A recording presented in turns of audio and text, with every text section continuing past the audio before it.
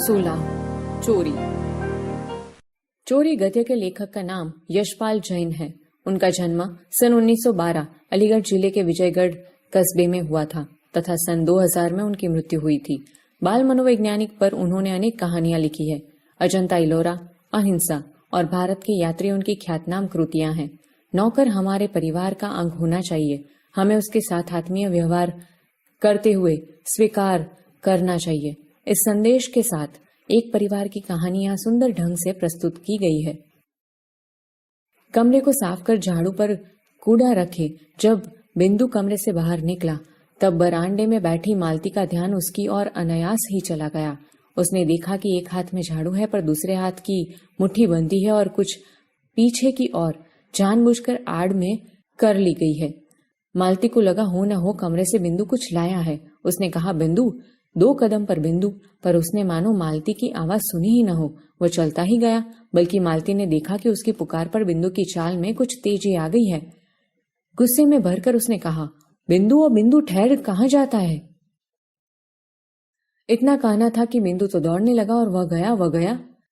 मालती की संदेह की पुष्टि के लिए यह सब काफी था। उसने तेजी के साथ कहा, सुनते हो जी, देखो बिंदु कुछ लिए जा रहा है, जल्दी आओ। नंदन अपने कमरे में बैठा अपने पत्र के लिए कुछ लिख रहा था। मालती का यूं चिल्लाना उसे अच्छा नहीं लगा और उसने चाहा कि टाल दे, पर मालती माने तब ना। एक सपाटे में वह कमरे में आ गई और बोली, झटपट उठो, देखो बिंदु मुट्ठी में दबाए कुछ ले गया है। नंदन ने कलम एक और रख दी और जैसे किसी ने जबरदस्ती पकड़कर उठा लिया हो, वह उठा। कमरे से बाहर आया तो देखता है कि बिंदु लौट कर आ रहा है। एक हाथ में झाड़ू है, दूसरा रीता है और नीचे लटका है। उसे देखते ही मालती उबल पड़ी।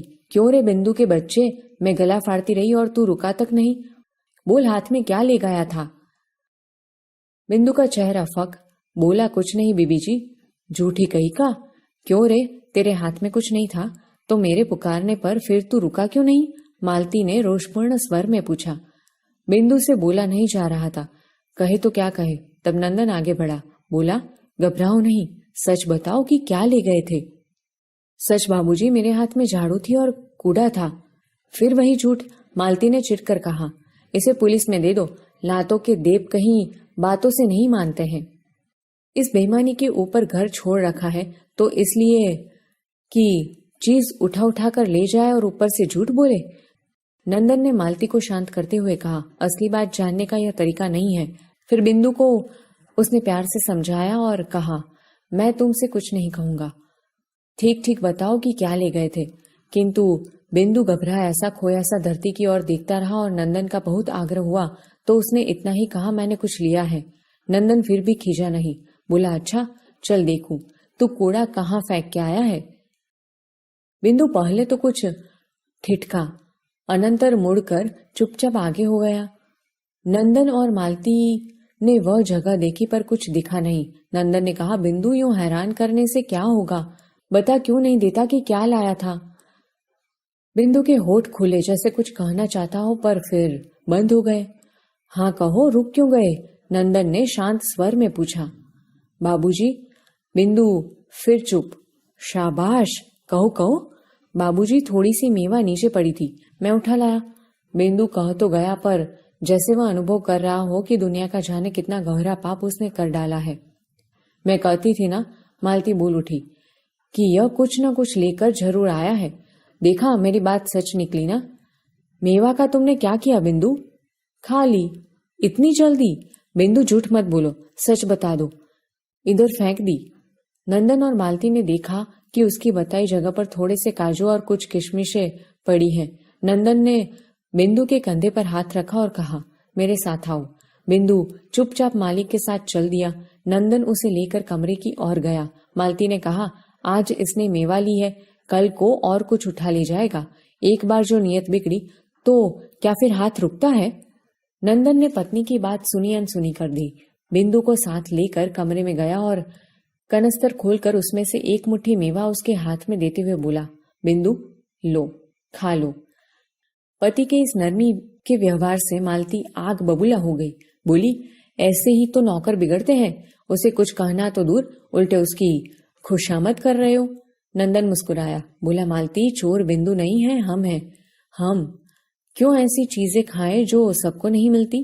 इसी से तो चोरी की भावना को जन्म मिलता है। हम लोग रोज मेवा खाते हैं। एक दिन इस बेचारे का मन चल आया और थोड़ी सी ले ली तो क्या हो गया? मैं कब कहती हूँ कि कुछ हो गया? बात मेवा की नहीं, नियत की है। इसका जी चला था तो मांग लेता, मैं न देती तब कहता। घर में 50 चीजें रहती है, यो तो जिस पर मन आएगा उठाकर ले जाएगा और एक दिन यही होना है। वह न करेगा तो तुम करवाओगे। मालती, यह बात नाराज होने की नहीं है, सोचने की है। जब तक सब चीजें सबको नहीं मिलती चोरी बंद नहीं हो सकती। चोरी अच्छी नहीं है, पर आज की स्थिति में बड़ी लाचारी हो गई है, नंदन ने समझाते हुए कहा। देख लेना, एक दिन यही बिंदु घर में से ट्रंक उठाकर न ले जाए तो मेरा नाम मालती नहीं। इतना कहकर मालती रसोई में चली गई और नंदन पुनः अपनी कुर्सी पर आ बैठा, पर मन उसका दूसरी ही दिशा में चल रहा था। थोड़ी देर वह सोचता रहा, फिर उसने विचारों को समेटा और लेख पूरा करने में लग गया। लेख पूरा हुआ तो काफी देर हो चुकी थी। वो उठा और सीधा रसोई में पहुंचा। देखता क्या है कि मालती सिल पर चटनी पीस रही है। नंदन ने कहा, बिंदु कहाँ है? मैं क्या जानूं, तुम जानो और तुम्हारा लाडला बिंदु जाने। उसे निकाल दिया?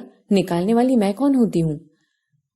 कब से नहीं है, तभी चला गया था। नंदन थोड़ी हैरानी में पड़ा।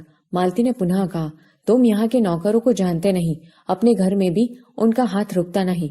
कुंदन के यहाँ कितना अनाज भरा है, फिर भी एक दिन आंख बच गई तो काका के यहाँ से गेहूं ले ही गया। नंदन जानता था कि बहस का अंत नहीं। उसने बात आगे नहीं बढ़ाई और तौलिया उठाकर स्नान करने के लिए चला गया। स्नान करने के बाद उसने भोजन किया। दोपहर बीती और शाम होने को आई। फिर भी जब बिंदु न लौटा तो मालती के मन को अच्छा नहीं लगा। चौक में अब भी बिंदु का खाना पड़ा था।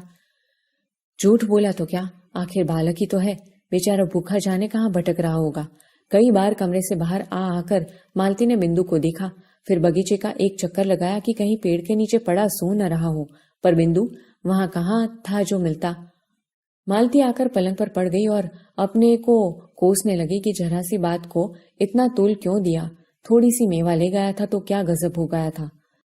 सोचते सोचते देर हो गई तो वह उठी और सहन में टहलने लगी। इतने में कुंदन उधर से निकला तो मालती ने उत्सुकता से पूछा, कुंदन, तुमने बिंदु को देखा क्या? बिंदु? कुंदन बोला, अरे वह तो नदी वाली कोठरी में पड़ा है। मालती तत्काल पैरों में चप्पल डालकर बाहर हो गई। लौटी तो बिंदु उसके साथ था। बाह पकड़कर नंदन के कमरे में ले गई और बोली, देखी तुमने इसकी बात? यहां से गया है तब से वहां कोठरी में पड़ा है। नंदन ने कहा, क्यों रे, वहां क्या कर रहा था? बिंदु चुप। मैं पूछता हूं वहां क्या कर रहा था? फिर चुप। अरे बोलता क्यों नहीं, मुंह में जबान नहीं है? बिंदु की आंखें डबडबा आई। मालती ने कहा, इसका पागलपन देखो, सवेरे से कुछ नहीं खाया और भूखा प्यासा वहां पड़ा है, चल खाना खा। नंदन ने कुछ कहने से पहले ही वह उसे चौके में ले गई और स्वयं परोसकर उसे खिलाने लगी। बोली, भर पेट खा लेना, भूखा मत रहना। नंदन ने पत्नी की बात सुनी और एक प्रसन्नता भरी मुस्कुराहट उसके चेहरे पर दौड़ गई।